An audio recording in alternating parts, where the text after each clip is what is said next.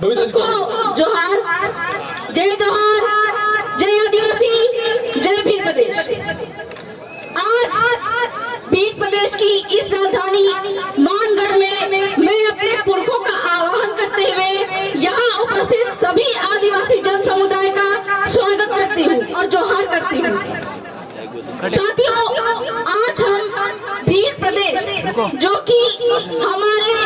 आदिवासियों के, 4 राज्यों के आदिवासियों के आर्थिक, राजनीतिक, सांस्कृतिक विचारधारा जो है हमारी जो स्थिति को मजबूत करेगा, उसके लिए ही हम इन 4 राज्यों को मध्य प्रदेश, गुजरात, राजस्थान, महाराष्ट्र मिलाकर भील प्रदेश की मांग कर रहे हैं। क्योंकि हमारे जो हक अधिकार है वो दूसरे लोगों की वजह से बहुत छीना गया है और ये भील प्रदेश की मांग है। अपनी बातों को शुरू करने से पहले मैं एक बात साफ साफ कह देना चाहती हूँ कि आजादी के पहले इस भील प्रदेश की मांग को भीलिस्तान की मांग कहा गया था, जो कि एक अलग देश था। लेकिन 1950 में संविधान के बनने के साथ में ही हम अलग राज्य की मांग करते हैं, जो कि संवैधानिक है। इसलिए कभी भी हम बात करते हैं, अगर भीलिस्तान की बात करते हैं तो ये बात साफ साफ बोलना पड़ेगा कि हम अलग पृथक भील राज्य की मांग कर रहे हैं। और ये भील प्रदेश की मांग आज की नहीं है, भीलिस्तान की मांग आज की नहीं है, ये हमारे पुरखों की मांग है। और उसी मांग की वजह से 1507 आदिवासी यहाँ पे मरे। और वो जो लड़ाई थी, हमारे जो पुरखे थे और पुरखों को जो आवाहन करने वाले थे गोविंद गुरु महाराज, उनको चूंकि मालूम था कि अंग्रेज जो है, उन्होंने सारे अंग्रेजों ने पूरे देश के जो भी राजनेता थे उस समय के, उनको कह दिया था, क्या कहा था कि आदिवासी हम इस देश को छोड़कर जा रहे हैं, लेकिन यहाँ के आदिवासी है, भील आदिवासी है, वो अगर चाहे तो अपना अलग देश बना सकते हैं। लेकिन ये बात हमारे भोले भाले भीलों को मालूम नहीं थी। तो हमारे गोविंद गुरु ने क्या किया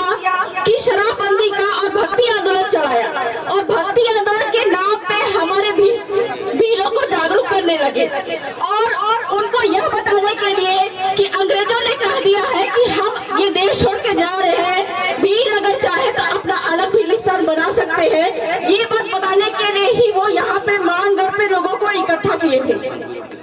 और अंग्रेजों और उनके रजवाड़ों ने, जो उनके जो चहेते लोग थे, उन रजवाड़ों ने, प्रतिनिधियों ने क्या किया कि 1507 आदिवासियों पर गोलीबारी चला दी ताकि भीलिस्तान की मांग दोबारा नहीं उठे। लेकिन भारत की संविधान बनने के साथ में ही और हमारे आने वाले कई पुरखों के साथ में आज मैं आदिवासी परिवार का बहुत बहुत जोहार करना चाहूंगी कि उन्होंने भीलों के लिए अलग पृथक राज्य की मांग की, ताकि हमारे लोगों का जो है कहीं ना कहीं जो हमारे हक अधिकार हमको वापस मिल सके। कहने के लिए बहुत सारी बातें हैं।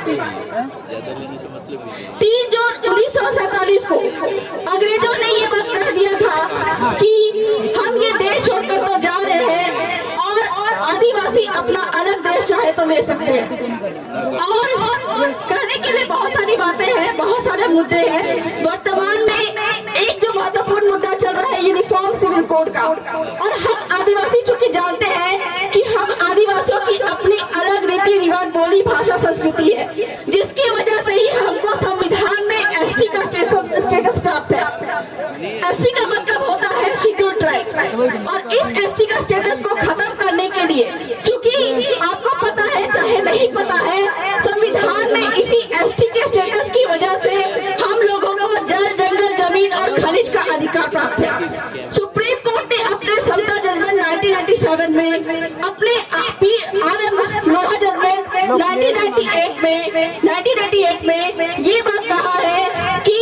आदिवासी की जमीन पे अगर कोई भी खनिज है तो उसको सिर्फ और सिर्फ आदिवासी ही निकालेगा। आपके राजस्थान का टेनेंसी एक्ट है या फिर मध्य प्रदेश का टेनेंसी एक्ट है, इनफैक्ट पूरे देश के किसी भी राज्य में टेनेंसी एक्ट और लैंड रेवेन्यू कोड है, उसमें ये बात साफ साफ लिखा हुआ है कि आदिवासी की जमीन किसी गैर आदिवासी को नहीं दी जाएगी। और यही बात RM लोढ़ा जजमेंट में भी लिखा हुआ है कि आदिवासी की जमीन आदिवासी को ही बिकेगी, और अगर गैर दिखेगी। और ये भी लिखा हुआ है कि आदिवासी जमीन किसी गैर को दी जाएगी तो उसके सबसे बड़े जिम्मेदार कलेक्टर महोदय होंगे। तो आदिवासियों की जमीन अगर किसी भी गैर को जाती है तो इसके सबसे बड़े जिम्मेदार कलेक्टर होते हैं। तो आज इस मानगढ़ की धरा पर हम ये कसम खाते हैं कि आने वाले दिन में हम संविधान कानून के लिए इतना जागरूक होंगे जैसा कि हमारे पुरखे चाहते थे कि हमको अपने जल जंगल जमीन की जानकारी हो, उसको बचाने के लिए हम लड़ाई लड़े। तो भील प्रदेश की मांग को तो हम बुलंद करेंगे ही, लेकिन हमारे जल जंगल जमीन को अगर छीना जाएगा, खनिज को अगर छीना जाएगा तो आने वाले दिन में हमारे जो सबसे बड़े प्रतिनिधि है कलेक्टर महोदय, क्योंकि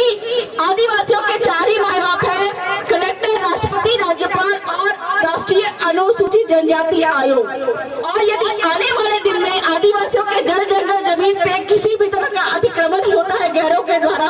तो हम कलेक्टर महोदय को भी कोर्ट में घसीटने से पीछे नहीं हटेंगे, उन पे भी केस लगाएंगे। तो बहुत ज्यादा समय नहीं लेते हुए, चूंकि बहुत सारे वक्ता है, उनका सम्मान करते हुए मध्य प्रदेश और कई सारे राज्यों से, हमारे अलग अलग क्षेत्रों से बहुत सारे वक्ता भी यहाँ पे आए हैं, उनका स्वागत करते हुए